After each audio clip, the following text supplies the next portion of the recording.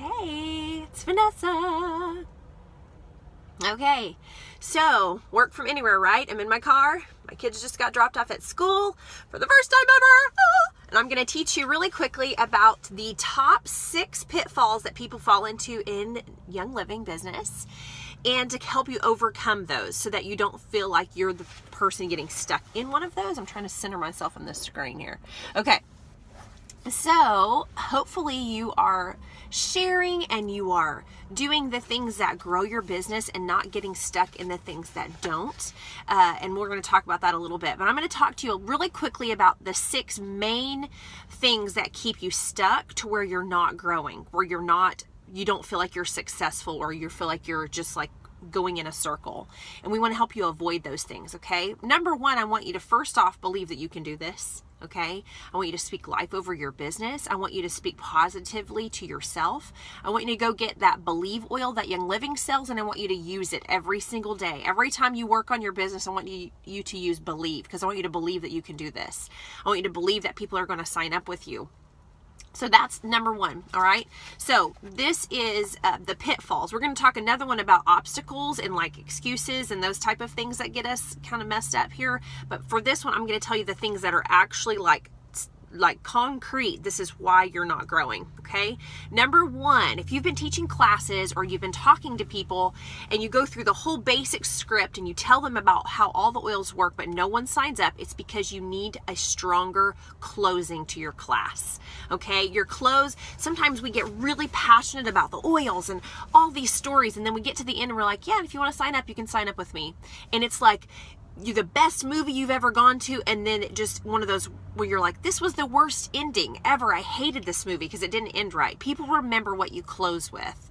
So if you feel like you get to the end of your class and you're scared and you don't give them a chance to actually enroll, you need to work on that. You need to practice that. You need to have passion in that. And the way that you feel at the end, people will feel that way. So if you feel nervous, I don't want to ask them to spend money, they're not going to want to spend money, then they're going to feel that way and they're not going to want to sign up with you. So really work on your close being strong.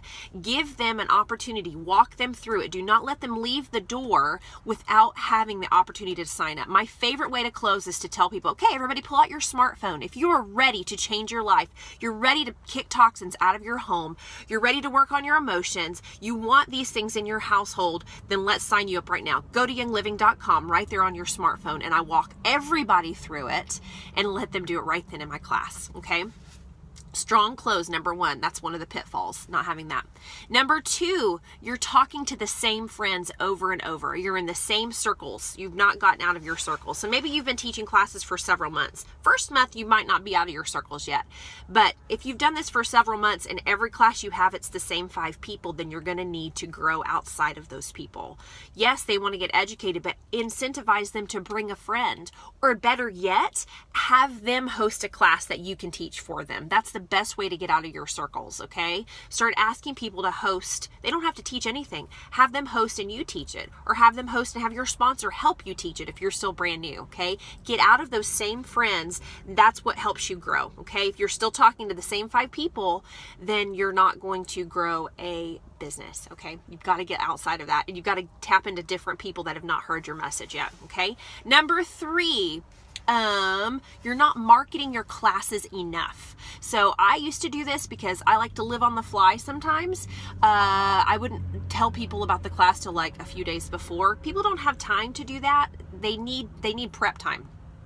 So if you're going to have classes, or if you're going to have a get-together, you need to give people ample time to know about it, number 1, and then you need to remind them at least 3 times, okay? 1 reminder is great, but it's not enough. So I like to do like 3 things, and I've heard this several times. If you can personally invite them, right? Then reach out to them and tell them why you want them to come. Give them value in the class. I know you've been talking about how much you've been struggling with catching everything under the sun at school. I'm going to teach about how to support your immune system at this class, and I thought of your son and his school. Give them reason to be there. And then the third time you remind them again, right before the class, just like you would a birthday party or anything like that. Hey, I just want to double check. I'm going to have peppermint brownies and some snacks. I want to make sure I have enough. Are you going to be there? And that puts more of like, oh yes, I forgot about it. I'm going to be there. Okay. So you're not marketing enough. Make sure you're marketing your class as well. The fourth thing that people fall into is they don't follow up. Now, there's two ways to follow up. You follow up with new people that have already signed up and make sure that they are actively using their starter kit. Make sure they understand. Once a person signs up, you should check back with them within 24 hours, and then within a week of them like getting their starter kit, make sure they get their oils, and then another week after that, make sure that they're using their oils. I usually ask, what's your favorite? What do you not know how to use? Just so that there's communication there, and then you continue to check in on them. The other follow-up that we don't do a lot is when people don't say yes right away, we forget them. We're like, okay, they don't want it. Forget it. They don't want anything. That's not true. I was one of those people. I said, no, I can't afford it right now. And someone else signed me up because the person who originally talked to me didn't follow up with me when I finally had the money to do it. Okay. Or I was finding a way to make it happen. Okay. So make sure you're following up with people. And just because they say, I can't do this right now, doesn't mean they're saying no to you. It's like I love the waitress analogy. It's like when a waitress brings coffee or asks if you want coffee after a meal. Sometimes you're like, no, no, I'm good, thanks. It's not that you hate coffee, you love coffee, but it's just not the right season or the right timing. So make sure that you're documenting the people that you have talked to and that you're touching back with them and finding out where they are and what is the holdup and why they don't want these amazing products in their house, okay? The fifth thing, you're not treating this as a business. So if you're like dedicated, ready to do this, if you were to open up a business, what do you think it would take for you to run that?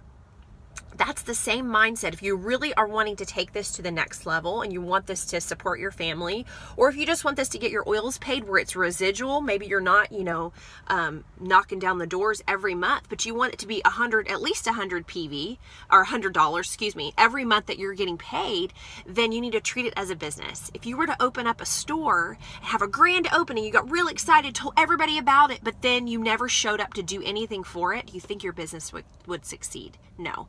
A lot of us start out thinking that we're working, but we don't know what that looks like because maybe we've never owned our own business. Young Living's taken out all of the legwork, y'all. All we have to do is tell people.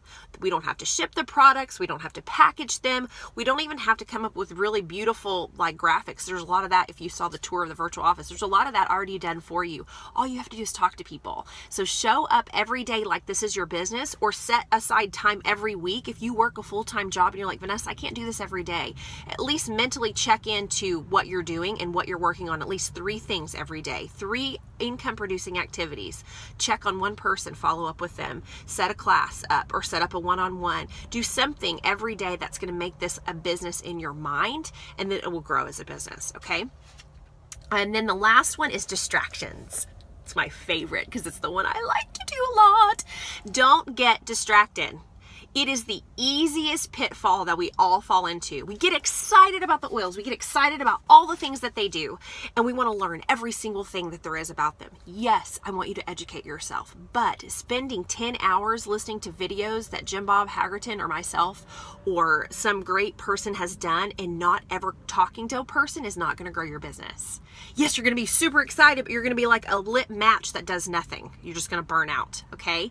Don't get distracted. Don't get distracted by all the shiny things on Facebook. Don't get distracted by wanting to get a aromatherapist certification because you want to know everything. Y'all, that is awesome, but the people that do that stall out and they don't grow. All you need is your starter kit, your script, and some tenacity. That's all you need. And some testimonies. You need to use your oils. You need to be a product of the product. You just need to know how the oils in the starter kit work to really get growing in your business. Yes, I want you to educate yourself as you go because, you want to know things, but don't feel like you have to know everything. You don't have to know the chemists everything, the constituents or how they work in the body. Find your niche, find the thing that works for you, and don't get distracted. You don't have to be raindrop certified. You do not have to have a business mind either. all you have to do is teach the starter kit. All you have to do is find your thing that you're good at, find the people that want to hear from you, and don't let that stop you, okay? Don't let anything stop you. Just share that starter kit, okay? So distractions, so I want you to, out of all of these that I said, the top 6, I want you to write down or to think of the one thing that you feel like you have been doing. Oh, I'm going to make business cards. I'm going to get a wrap on my car. I'm going to start, a Facebook page. Y'all, those are time suckers, and they're not income producing activities. Those are not going to grow your business. Yes, we like to share on Facebook. Don't create a separate Facebook account. When you're first starting, people in your whole life need to know about this, okay? We'll teach you a little bit more about that too, but don't let yourself get distracted. But anyways, I got back on that because I feel like that's the main one that people get stuck in. I want you to pinpoint the one that you feel like you might fall into and really focus on it. Okay, and every time you feel like you're going to go into that, like, ooh, I'm afraid to close, or ooh, I'm not marketing, I'm not setting my classes up with enough time. I want you to look at that and be like, oh, nope, I need to do a little bit better at this. And I promise you, if you will look at the pitfalls, then you'll actually avoid them. It's like when there is a pothole in the road and you're driving, if you know that pothole is coming up, then you know how to steer around it. That's what I'm sharing this. That's why I'm sharing this with you today. So that pothole will come up. All of these I've fallen into, every single one of them. And you'll be able to steer around it and keep on going. All right. Hope that was good for today. And I hope you got something out of it.